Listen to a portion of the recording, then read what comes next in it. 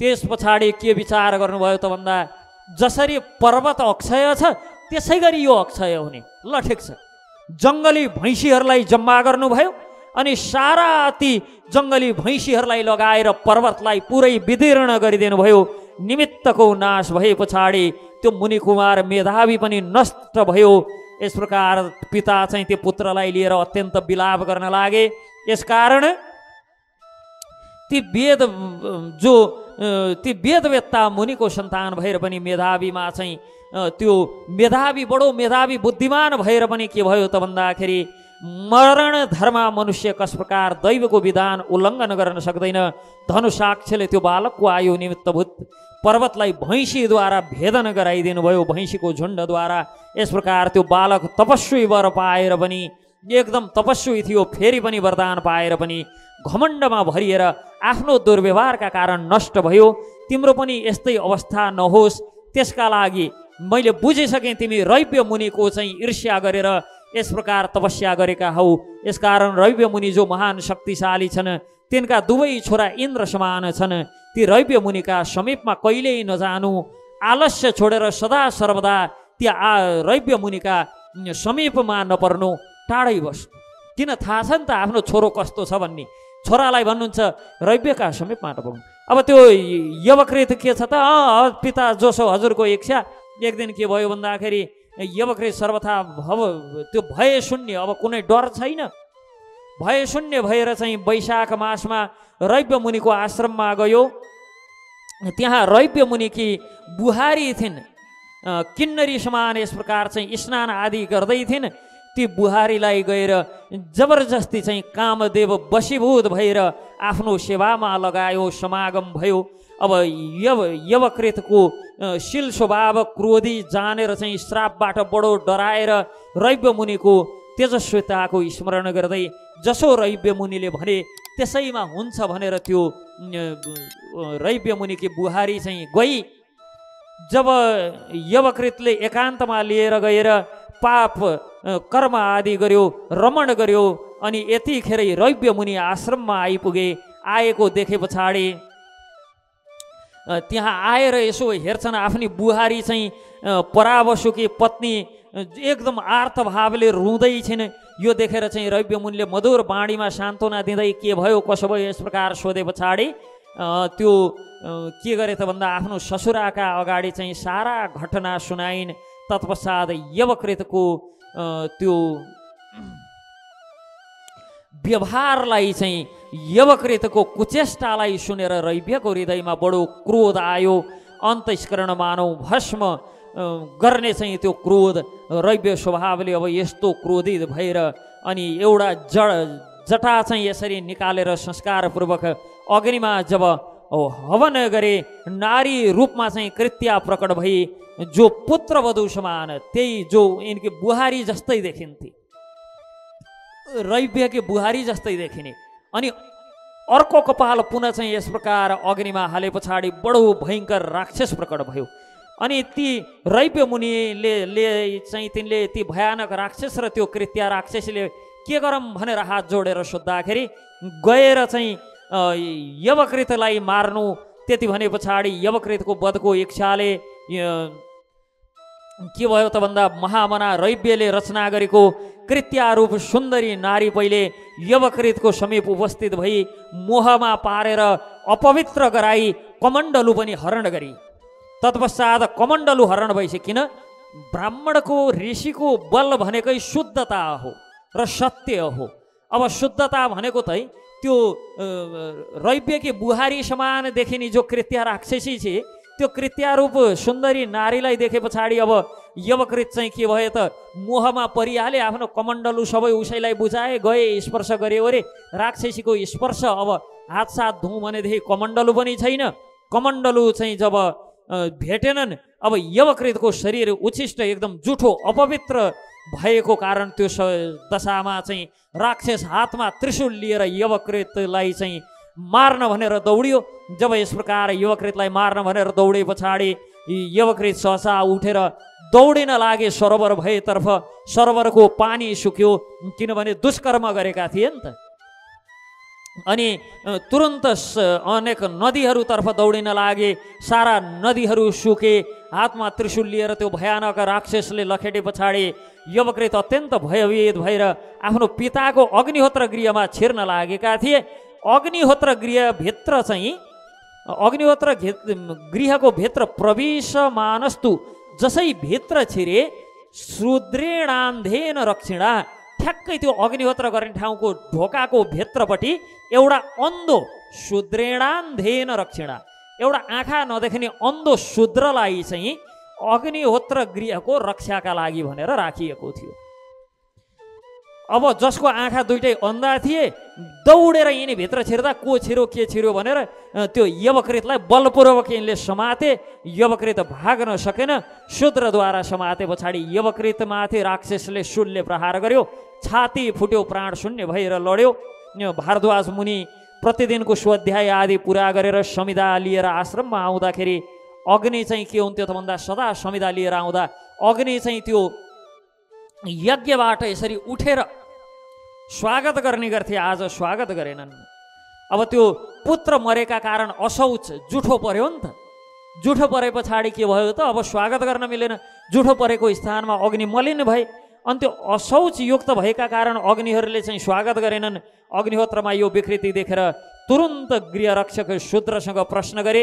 शूद्रले के भने त भन्दाखेरि ती यहाँ चाहिँ त्यो हजुरका छोराको चाहिँ यस्तो यस्तो घटना भयो भनेर चाहिँ शूद्रले बताए। यहाँ भारद्वाज मुनि आफै प्रश्न के गर्छन् भन्दाखेरि आश्रममा सबै थोक ठिकै त छ, कहीँ मेरो मन्दबुद्धि छोरे रव्यको समीपमा गएर कुनै अपराध त गरेन? के भयो शूद्र? हे सेवक बताऊ भन्दा शूद्र भन्छ, हे भगवान हजुरको यो मन्दमती पुत्र रव्यक नै हुनुपर्छ। यहाँ भैँमा मरेको म देख्न त सक्दिनँ, तर महाबली राक्षसले यसलाई मार्यो। राक्षस आफ्नो हातमा त्रिशूल लिएर पिछा गर्दै थियो। अग्निशालामा घुस्दै थिए। मैले को हुँ चिनेन। मैले द्वारमा रोकेँ अनि आएर चाहिँ यस प्रकार त्यो राक्षसले मार्यो। तब भरद्वाज भन्नुहुन्छ, ए बाबु तिमीले ब्राह्मणको हितका लागि बडो तपस्या गर्यौ। यो तपस्याको उद्देश्य कुनै पनि दुईलाई चाहिँ बिना अध्ययन नै वेद प्राप्त होस् भनेर महात्मा ब्राह्मणका प्रति तिम्रो अत्यन्त कल्याणकारी स्वभाव थियो। तर तिमीले बार बार मैले नजाऊ नजाऊ भनेर तिमीलाई निषेध गरेँ, तैपनि रैव्यको आश्रममा गयौ। आज काल एवं यमराज समान भएर चाहिँ काल स्वयं आएर आज तिमीलाई हरण गरेर लगे। मेरो हे पुत्र यस प्रकार रैव्यलाई चाहिँ रैव्य यो कठोर कर्म, रैव्यले जुन कठोर कर्म गरे, रैव्यले आज जो तिमीलाई मारेर मलाई पुत्र शोक दिए, तिमी बिना यो पृथ्वीमा म परम प्रिय प्राणलाई परित्याग गरिदिन्छु, म आफ्नो शरीर त्याग गर्छु। त्यसै प्रकार भन्छन्। यहाँ चाहिँ मर्नुभन्दा अगाडि के गर्छन् त भरद्वाज मुनिले, रैव्यको जेठो छोरोले आफ्नो निरपराध पिताको हत्या गरोस् यस प्रकार श्राप दिएर चाहिँ के गरे त भन्दाखेरि यिनी पनि संसारमा त्यही मनुष्य सुखी छ जसलाई पुत्र प्राप्त नभएको होस्। किनभने पुत्र शोकको अनुभव गरेर नगरिकन सदा सर्वदा सुखी रहन सक्छन्। किनभने सुखिने वै नरायसाम जात्य पुत्रो नविद्यते। जसलाई छोराछोरी छैनन् वास्तवमा संसारमा आनन्द त तिनैलाई छ। किनभने जसका छोराछोरी छैनन् तिनलाई पुत्र शोक देख्नै पर्दैन, त्यही भएर बडो आनन्द छ। यति भनेर पुत्र शोकले मनमन व्याकुल भएर चाहिँ के गरे त भन्दाखेरि आफ्नो शरीर आफ्नो पुत्रको मृत्यु देखेर आफ्ना के भयो, पहिला एकदम क्रोधले चाहिँ श्राप दिइहाले। आफ्नै मित्र रैव्यलाई चाहिँ के भनेर श्राप दिए भन्दा आफ्नै ज्येष्ठ पुत्रले यिनको वध गरोस् भनेर श्राप दिइहाले। अब के भयो त भन्दाखेरि मनमनमा ग्लानि भयो, हे भगवान मैले छोरो मरेको पनि हेर्नुपर्ने, अनि मेरै छोराले गल्ती गरेर छोरो मर्यो, अनि मैले चाहिँ के गरेँ भन्दा सप्तश्च चेष्ट सखा मया। अनि फेरि मैले के गरेँ त भन्दाखेरि आफ्ना चाहिँ प्रिय सखालाई मैले श्राप दिएँ। यसकारण छोराको मृत्यु पनि देखेँ, मित्रलाई श्राप पनि दिएँ। अब यो संसारमा म जस्तो विपत्तिको अनुभव गरेको को होला? अब मैले मित्रलाई श्राप दिइसके पछाडि छोराको गल्ती थियो, छोराले दण्ड पायो, तै पनि त मेरो छोरा थियो। छोराको मृत्यु अनि फेरि आफ्नै गलत छोराका पक्षमा मित्रलाई श्राप। यस प्रकार भाँति भाँति विलाप गर्दै आफ्नो छोराको दाह संस्कार गरेर तत्पश्चात स्वयं आफू पनि धक धक बल्दै गरेको अग्निमा प्रवेश गरे भरद्वाज मुनि। अनि जब यही समय महान सौभाग्यशाली एवं प्रतापी नरेश बृहद्धुम्नले एक विशाल यज्ञ अनुष्ठान आरम्भ गरेका थिए, रैव्यलाई यजमान बनाएका थिए। अनि ती बृहद्धुम्नले यज्ञको पूर्तिका लागि रैव्यका दुवै छोरा अर्वावसु तथा परावसुलाई चाहिँ सहायक बनाएका थिए। पिताको आज्ञा पाएर ती दुवै भाइ चाहिँ राजाको महलमा गए। आश्रममा केवल रैव्य मुनि तथा परावसुकी पत्नी बुहारी मात्र थिइन्। एक दिन घरको देखभाल घरमा के छ कसो छ स्थिति भनेर हेर्नका लागि परावसु चाहिँ एक्लै आश्रममा आएका थिए। बाटोमा के भयो त भन्दाखेरि कालो मृगचर्मले ढाकिएको पितालाई वनमा देखे। रातिको समय थियो, मध्यरातमा एकदम अन्धकार थियो। परावसु एकदम निन्द्राले चाहिँ एकदम अन्धो जस्तो भएका थिए, पुरै निन्द्रामा थिए। अनि के भयो त त्यो गहन वनमा चाहिँ विचरण गर्दै आफ्नो पितालाई चाहिँ तिनले एकदम हिंस्रक पशु समान ठाने। अनि त्यो रातको समयमा त्यो मृगचर्म कालो लगाएका पिता चाहिँ ती परावसु भएतिर आउँदै थिए। पिताले पुत्रलाई, पुत्रले पितालाई चिनेका छैनन्। त्यो पुरै अन्धकारमय कुनै एउटा पशु मतिर आउँदैछ यस्तो विचार गरेर त्यो हिंस्रक पशु भनी ठानेर धोकाले के गरे त भन्दा विशाल एउटा काठ उठालेर ड्याम्म हिर्काए, आफ्नै पिताको वध गरे। अब त्यो जानेर बुझेर होइन, के भयो त भन्दा अकामयानेन तथा शरीर त्राणमिच्छतः मृगम तु मन्यमानेन पिता वै तेन हिंसिता। अब के भयो त भन्दा यो चाहिँ केही हिंस्रक पशुले चाहिँ मलाई आक्रमण गर्न लाग्यो, यस्तो विचार गरेर चाहिँ ती एकदम हिर्काइसकेपछि ला पिताजी पो हुनुहुँदो रहेछ। आफ्नो पिताका समस्त प्रेतकर्म आदि गरे। यज्ञ मण्डपमा आएर आफ्ना भाइ अर्वावसुलाई के भन्छन् भन्दाखेरि त्यो यज्ञ कर्म एक्लै तिमीले गर्न सक्दैनौ, यसकारण के छ त भन्दा मैले हिंस्रक पशु सम्झेर धोकाले आफ्ना पिताजीलाई मारिहालेँ। यसकारण हे तात, जो मेरो ब्रह्महत्या निवारणका हेतु तिमी गएर व्रत गर्नु, राजाको यज्ञ मैले पूर्ण गरिदिनेछु, किनभने मैले त यो यज्ञ एक्लै पुरा गर्न सक्छु, तिमीले सक्दैनौ। यस प्रकार चाहिँ भनिसके पछाडि अब अर्वावसुले हे दाजु, अब हजुर परम बुद्धिमान राजा बृहद्धुम्नको यज्ञ कार्य सम्पन्न गर्नुहोस्। हजुरको लागि इन्द्रिय संयमतापूर्वक ब्रह्महत्याको प्रयास चाहिँ मैले गर्नेछु। यति चाहिँ जो अर्वावसु चाहिँ आफ्ना दाजुका लागि ब्रह्महत्याको प्रयास चाहिँ पुरा गरेर फेरि त्यो यज्ञमा आए। अब परावसुले के गरे भने आफ्नो भाइलाई त्यहाँ आएको देखे पछाडि राजा बृहद्धुम्नसँग हर्ष गदगद वाणीमा, हे राजन, यो ब्रह्महत्यारा हो। पहिले परावसु आफैले आफ्नो भाइलाई चाहिँ प्रयाश्चित कर्मका लागि पठाए। जब भाइ फर्केर आए पछाडि चाहिँ यो ब्रह्महत्यारा हो, यसले हाम्रो पितालाई मारेको छ। ब्रह्मघाती मनुष्य आफ्नो दृष्टि मात्रले पनि हजुरलाई कष्टमा पुर्याउन सक्छ, यसमा संशय छैन। यो दिव्य यज्ञमा यस्तो ब्रह्महत्यारालाई बोलाउन हुन्न। के भयो त भन्दा त्यो आफ्नै पिताको हत्या गरेको ब्रह्महत्याका पापका कारण बुद्धि मलिन भएर गयो। यसकारण यस्तो पापपूर्ण विचार आउन लाग्यो। यो अर्वावसु भाइ पनि के अरे अर्वावसु भाइ जो छ, यो अर्वावसु पनि यहाँ आयो भने धन बाँड्नुपर्छ, यस्तो विचार गरेर यो ब्रह्महत्यारा हो, यसलाई भित्र आउन नदेऊ। त्यसो भने पछाडि राजाले तत्क्षण त्यो परावसुको कुरा सुनेर अर्वावसुलाई तुरन्त यहाँबाट लैजाओ भन्यो। बार बार न मया ब्रह्महत्येयम, यस प्रकार बार बार भन्छन् मैले ब्रह्महत्या गरेको छुइनँ, यो दाजुले चाहिँ पितालाई मारेका हुन्। मैले त केवल मेरो दाजुको ब्रह्महत्याको प्रयासचित कर्म गरेर यिनलाई पापबाट छुटाएको मात्र हुँ। यसरी अनेक पटक भने, तर राजाका सेवकले बार बार तिनलाई समातेर बाहिर फालिदिए। अनि त्यस पछाडि अब के गर्ने, आफ्नै दाजुले नराम्रोसँग धोका दिए। पहिला बाउलाई मारे, त्यहाँबाट आफूलाई फसाए। अब त्यहाँबाट चाहिँ हिँडेर यी अर्वावसुले के गरे भन्दा भगवान् सूर्यको शरण लिएर बडो कठिन तपस्या गरे। तपस्याबाट जब अर्वावसुको तपस्याबाट चाहिँ भगवान् सूर्य प्रकट हुनुभयो, तत्पश्चात अग्रभुजी एवं अविनाश साक्षात् भगवान् सूर्य साकार रूपमा प्रकट भएर के चाहिन्छ तिमीलाई भने पछाडि भरद्वाज तथा यवकृत दुवै जिउँदो भएर उठुन्। जो भरद्वाज मुनि अनि भरद्वाज मुनिका छोरा यवकृत, यी दुवै चाहिँ के हुन् त भन्दा जीवित भएर उठुन्। तथा मेरा पिताजी पनि के हुन् भन्दाखेरि जीवित भएर उठुन्। त्यसै गरी मेरा जो दाजु छन् जसले पिताको वध गरेका छन्, ती पनि निर्दोष भएका कारण तिनको पनि दोष मेटिएर जाओस्। सबैको हितपूर्वक चाहिँ यसरी सबैको हितका लागि यस प्रकार सूर्य देवतासँग माने पछाडि अर्वावसुलाई जो तिम्रो इच्छा छ तत अनुरूप हुनेछ भनेर यस प्रकार ती सबै पूर्वोक्त मुनिहरू जीवित भए। यवकृतले अग्नि आदि सम्पूर्ण देवताहरूसँग मैले वेदको अध्ययन वेदोक्त व्रतको अनुष्ठान पनि गरेँ। स्वाध्यायशील एवं तपस्या हुँदाहुँदै पनि रैव्य मुनिले कसरी मेरो वध गर्न सके भन्दाखेरि देवताहरू भन्छन्, यवकृत तिमीले जे भने तिमीले पूर्वकालमा बिना गुरुमुखी नभइकन सुखपूर्वक सबै वेद प्राप्त गरेको। रैव्य मुनिले बडो क्लेश उठाएर आफ्नो व्यवहारले गुरुजनहरूलाई सन्तुष्ट गरेर दीर्घकालसम्म कष्ट सहनपूर्वक चाहिँ उद्धम वेदको ज्ञान प्राप्त गरेको। यसकारण सदा सर्वदा तिमीभन्दा रैव्य मुनि उत्कृष्ट छन्।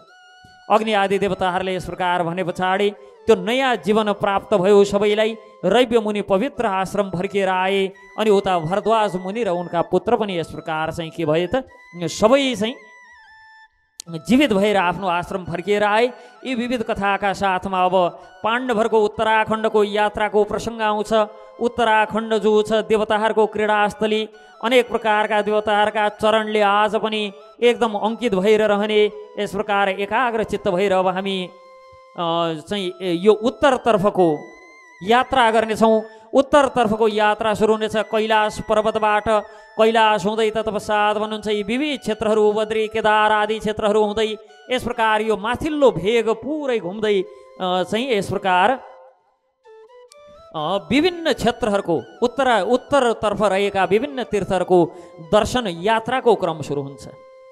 अनि भीमसेन बडो अब के भयो त यो उत्तरतर्फको यात्रा सुरु भए पछाडि अनेक दुर्जय यस प्रकार चाहिँ पर्वतहरू छन्, ती पर्वतहरू चढ्न सकिन्न यति विचार गरे चाहिँ युधिष्ठिरले चाहिँ न कतै हामीलाई यी सारा स्थानहरू जानका लागि गाह्रो हुने हो कि अनेक विशाल बलवान भीमकाय राक्षसहरू लुकेर बस्ने। अनि साथसाथमा चाहिँ के छ भन्दाखेरि कैलाश पर्वत जो छ बडो दुर्गम स्थानमा छ।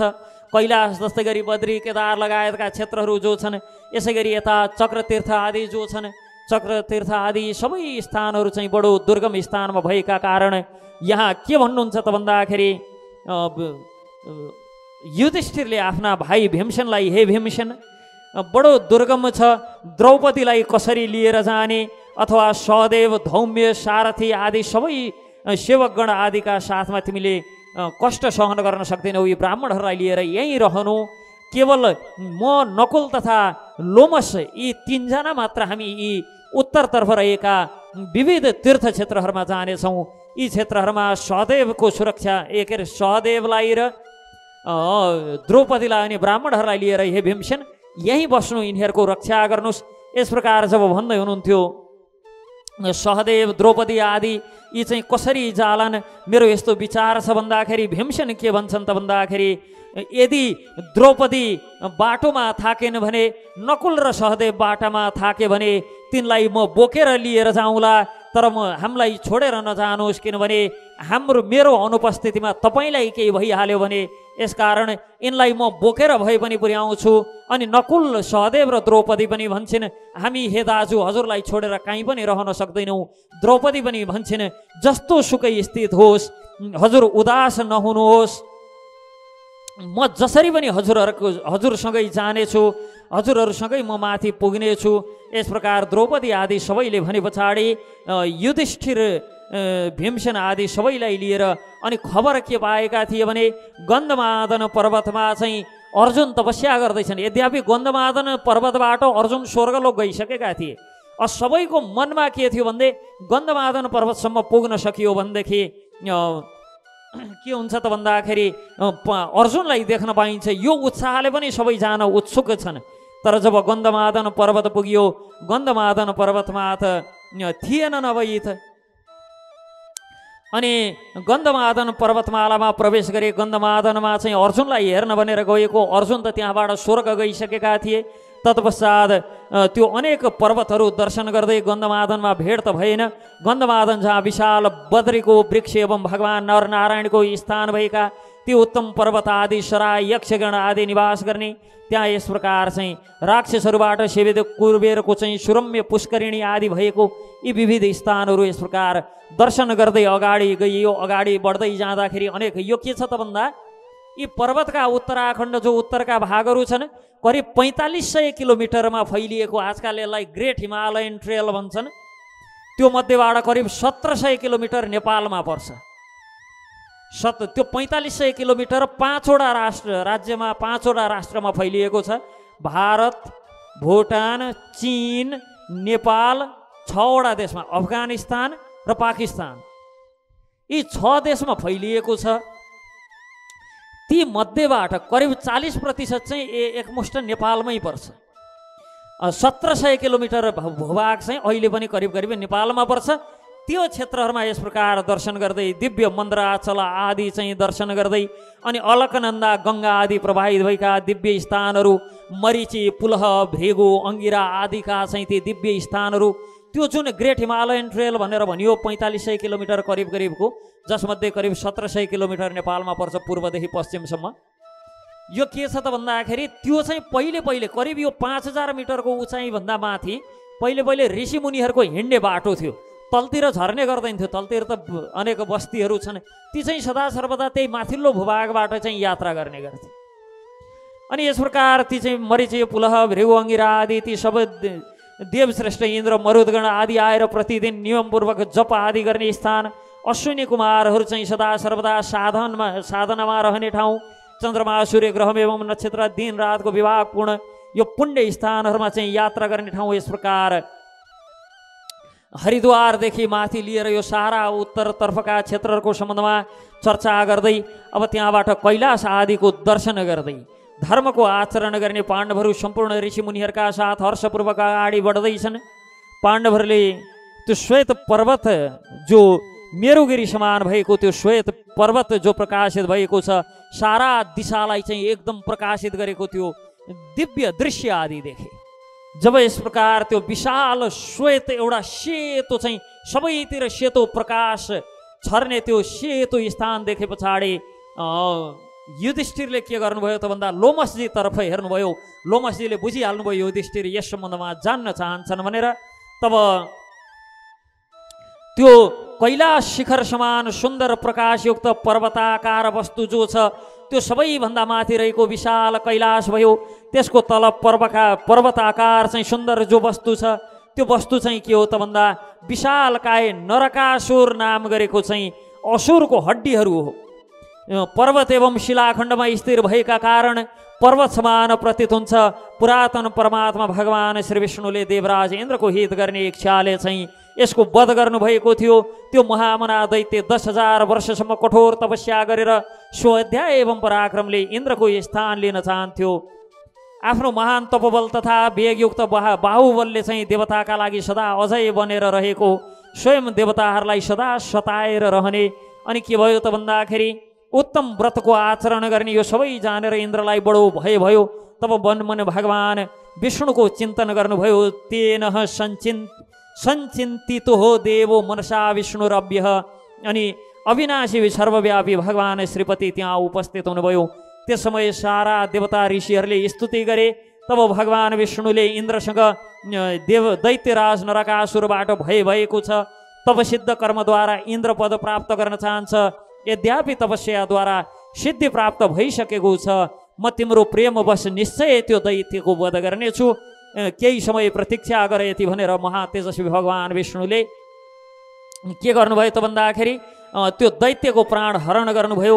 वज्रको मारद्वारा चाहिँ गिरिराजमाथि पृथ्वीमा झर्यो। त्यो मायाद्वारा मरेको त्यो दैत्यराजको हड्डीको यो समूह जुन पर्वत समान भएको छ। भगवान विष्णुको यो पराक्रम भन्दै भन्नुहुन्छ। त्यसै गरी एक समय पृथ्वीको एकारणको जलमा डुबेको अदृश्य भएको जो पृथ्वीलाई भगवान विष्णुले पर्वत शिखर सदृश दाँतको बीचमा राखेर बराहको रूप धारण गरेर उद्धार गर्नुभएको थियो। यस प्रकार अद्भुत बराह अवतारको र नरकासुर वधको सम्बन्धमा कथा श्रवण गराउँदै तत्पश्चात भन्नुहुन्छ, हे युधिष्ठिर, देवताहरूले गएर चाहिँ बराह रूप धारण गर्नुभएका परमात्मा भगवान श्री विष्णुको दर्शन गरेको स्थान पनि यही कौशिकीको तटमा रहेको छ। यस प्रकार अनेक स्थानहरूको सम्बन्धमा चर्चा गर्दै फेरि त्यो पनि उत्तर भागमै पर्छ, उत्तराखण्डतिरै पर्छ।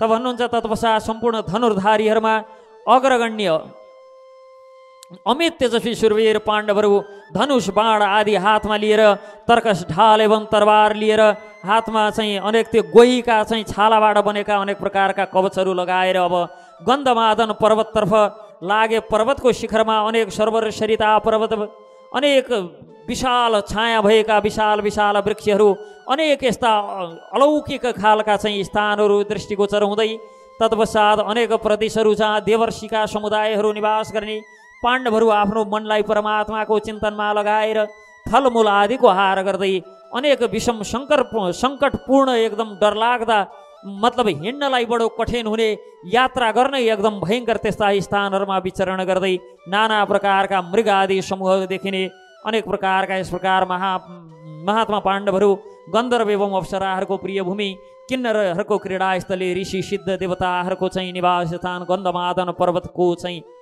यात्रा सुरु भयो। पाण्डवहरूले गन्धमादन पर्वतमा पदार्पण गर्न साथ के भयो त प्रचण्ड आँधीका साथ जोर जोरले वर्षा हुन लाग्यो, धुलो उड्न लाग्यो, पातहरू यसरी भारी बवण्डर हुन लाग्यो, पृथ्वी अन्तरिक्ष तथा स्वर्ग सहसा आच्छादित हुन लाग्यो, धुलोले आकाश आदि ढाकिन लाग्यो। पत्थर चाहिँ के भयो त भन्दा त्यहाँ यसरी विशाल विशाल पत्थरहरू पल्टिन लागे, गुल्टिन लागे, अन्धकारले आँखामा पर्दा लगाइदियो, एक अर्कालाई पनि देख्न नसकिने स्थिति भयो। प्रचण्ड वायुको वेग निरन्तर धरतीमा फैलिन लाग्यो, विशाल विशाल वृक्षहरू पल्टिन लागे, लड्न लागे। हावाका अनेक ती वेगले चाहिँ मोहित भएर सबै मन कतै आकाश त फाटेन, पृथ्वी त वितीर्ण भएन, यस प्रकार कुनै पर्वत त फाटेन, कतै ज्वालामुखी त उठेन। यस प्रकार विचार गर्न लागे।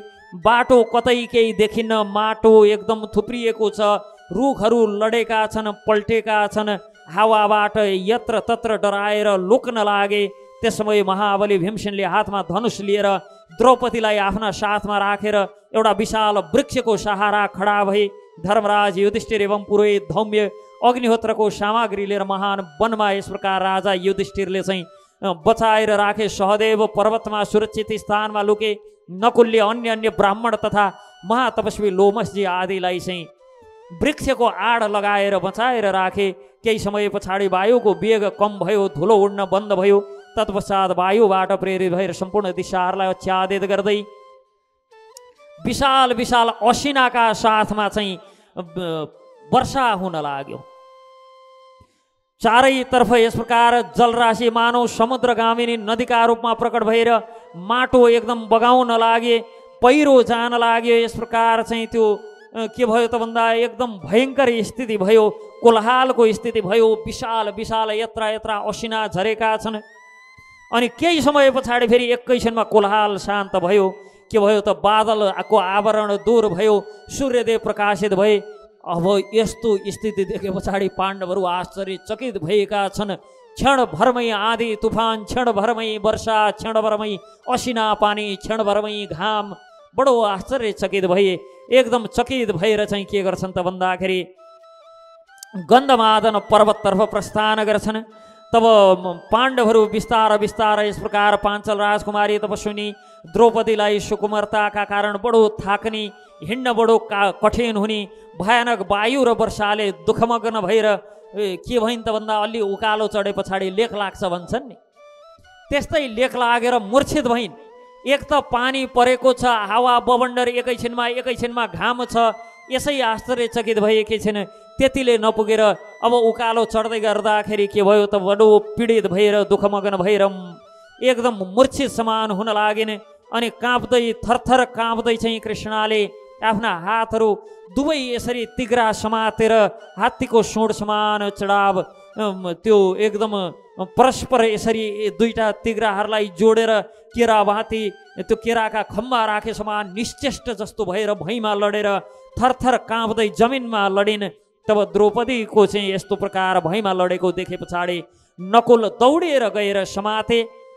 तब पाञ्चाल कुमारी द्रौपदी यस प्रकार जमिनमा लडे पछाडि त्यो मन्द गतिबाट हिँड्ने देवी दुःख सहन गर्न सर्वथा योग्य नभएकी महान दुःख यिनलाई आयो, परिश्रमले बडो दुर्बल भएकी छिन्। यस प्रकार जब नकुलले चाहिँ आफ्ना दाजुलाई भने तब नकुलको यो कुरा सुनेर युधिष्ठिर अत्यन्त दुखी भएर सहदेवका साथमा त्यहाँ गएर द्रौपदीको मुखको कान्ति बडो फिका भएको युधिष्ठिर भन्छन्, जो सुरक्षित सदनमा सुसज्जित हुने, सुकुमल शय्यामा सदा शयन गर्ने, हे सुख भोगिनी, हे सुख भोगको अधिकारिणी परम सुन्दरी पृथ्वीमा कसरी यसरी निश्चेष्ट भयो? अनेक हिसाबले यसरी चाहिँ उठाउन खोज्नुहुन्छ, जगाउन खोज्नुहुन्छ। म मूर्खले किमिदम धूत कामेन, म मूर्खले धूत क्रीडाको कामनामा फसेर यस्तो के गरेँ? सहस्र मृग समूहबाट भरिएको यो भयानक वनमा द्रौपदीलाई लिएर मैले विचरण गर्न नहुने, यस प्रकार बार बार आफैलाई कोस्दै आफैलाई गाली गर्दै रुन लाग्नुभयो। धर्मराज युधिष्ठिर जब यस प्रकार विलाप गर्दै हुनुहुन्थ्यो त्यस समय धौम्य आदि सारा श्रेष्ठ ब्राह्मणहरू त्यहाँ आइपुग्नुभयो। तब ती ब्राह्मण देवता महर्षिहरूले शान्तिका लागि मन्त्र पाठ गर्दै पाण्डवहरूलाई त्यो शान्ति पाठ गर्दै यस प्रकार जब हातमा जल आदि लिएर यसरी द्रौपदीलाई चाहिँ जलको स्पर्श भयो, तब पाञ्चाल कुमारी द्रौपदी बिस्तार बिस्तार चेतमा आइन्। तब महाबाहु भीमलाई चाहिँ युधिष्ठिरले भन्नुहुन्छ, के अरे युधिष्ठिरले चाहिँ द्रौपदीलाई अनेक प्रकारको आश्वासन दिँदै गर्दा महाबाहु भीमसेन भन्छन्, यहाँ अनेक अग्ला होचा अनेक पर्वतहरू छन्, बडो चाहिँ हिउँका कारण हिँड्न सकिन्न, अत्यन्त कठिन छ, द्रौपदी कसरी जालेन? तब भीमसेनलाई यसरी जब सोध्नुभयो, भीमसेनलाई के गर्ने, भीमसेन कसरी द्रौपदीलाई लाने, तिमी द्रौपदी अनि यी नकुल र सहदेवलाई लिएर फर्किन्छौ के हो? तब भीमसेन भन्नुहुन्छ, महाराज खेद नगर्नुहोस्, म स्वयं राजकुमारी द्रौपदी अनि नकुल र सहदेवलाई हजुरलाई समेत बोकेर लिएर जान्छु। नभए मेरो छोरो छ हिडिम्बा र मेरो छोरो घटोत्कच जो बडो पराक्रमी छ, आकाशमा उड्न सक्छ, ती सबै त्यसले चाहिँ पीठमा राखेर ढाडमा राखेर लिएर जानेछ। यति भनेर भीमसेनले चाहिँ राक्षस पुत्रको स्मरण गर्नुभयो। घटोत्कच त्यहाँ चाहिँ एकदम स्मरण गर्न साथ भयङ्कर पराक्रमी जो घटोत्कच मेरा पिताले मलाई स्मरण गर्नुभयो, शीघ्र म हजुरको सेवामा आएको छु। यति भनेर त्यहाँ सेवामा आइपुग्यो। घटोत्कचलाई आलिङ्गन गरेर तब युधिष्ठिरले, हे अत्यन्त भयानक पराक्रम देखाउने भीम, तिम्रा छोरा राक्षस श्रेष्ठ घटोत्कच धर्मज्ञ बलवान शूरवीर सत्यवादी एवं हाम्रा भक्त, अब घटोत्कचको शरीरमा चाहिँ यस प्रकार यदि अब के छ त भन्दाखेरि यदि घटोत्कचलाई कुनै प्रकारको चाहिँ क्षति हुँदैन भनेदेखि बोकेर लिएर जाऊ। युधिष्ठिर यस्तो स्थितिमा पनि यसरी धर्ममा हुनुहुन्छ। तब यस प्रकार आज्ञा शिरोधार्य गरेर नरश्रेष्ठ भीमसेनले आफ्ना पुत्र शत्रुसूदन घटोत्कचलाई आज्ञा दिनुभयो। तब हे हिडिम्बनन्दन, तिमीले आकाश मार्गबाट बोकेर लिएर हिँड, तिम्रो कल्याण होस्। यस प्रकार आकाश मार्गबाट बिस्तार लिएर हिँड घटोत्कच। म एक्लै त केवल धर्मराज युधिष्ठिर, पुरोहित धौम्य माता द्रौपदी एवं नकुल सहदेवलाई वहन गर्छु।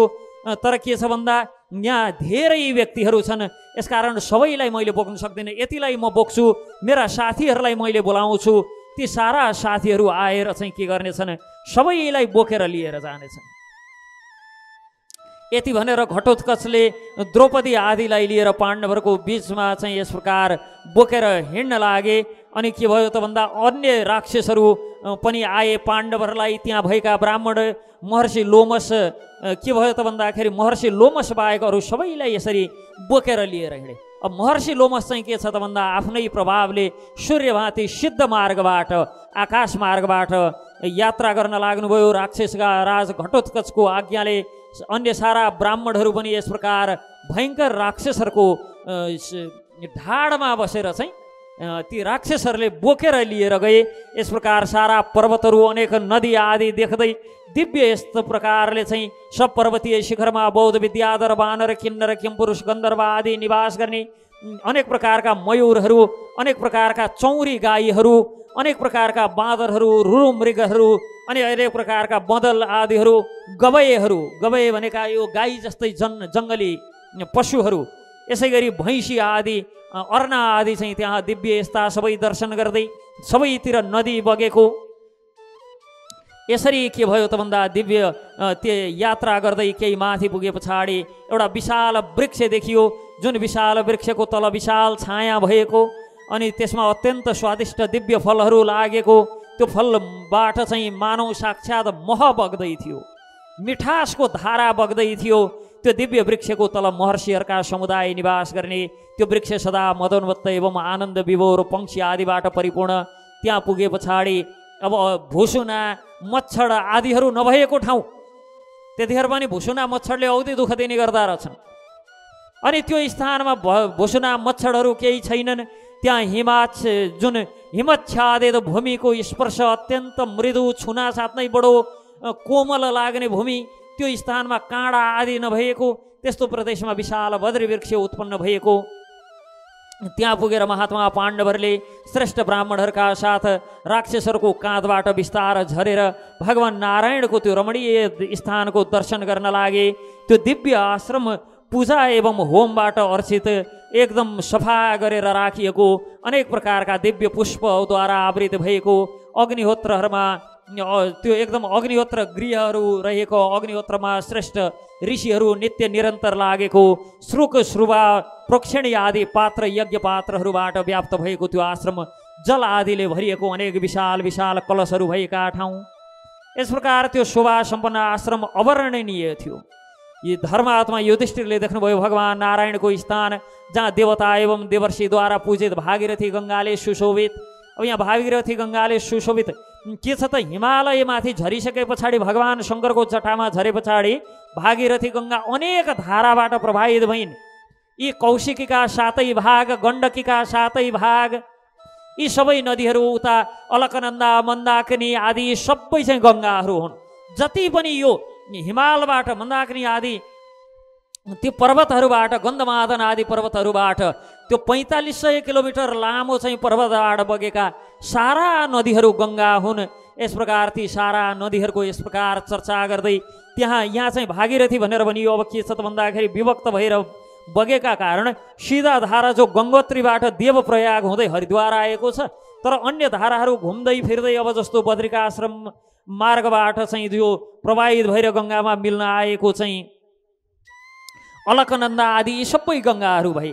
यस प्रकार नरनारायणको स्थान अलकनन्दाको जो तटमा छ, भागीरथीबाट अभिन्न, यसकारण यहाँ भागीरथी भनेर भनिएको छ। त्यो दिव्य भागीरथी बगेकी नरनारायणको त्यो दिव्य आश्रम सुवर्णमय शिखरले सुशोभित, अनेक प्रकारका पंक्षी आदिबाट सुशोभित भएका त्यस्ता दिव्य स्थानहरू हेर्दै पूर्वोक्त विशाल बद्री वृक्षको समीप उत्तम तीर्थबाट सुशोभित शीतल जल भएको भागीरथी गङ्गा एकदम सुन्दर कमल आदि चाहिँ फलेका छन्। त्यहाँ चाहिँ त्यो के भयो त भन्दाखेरि देवताहरू समान कान्तिमान नरश्रेष्ठ पाण्डवहरू द्रौपदीका साथ त्यहाँ रहेर विचित्र क्रीडाहरू देख्दै सुखपूर्वक चाहिँ रमण गर्न भनेर लागे।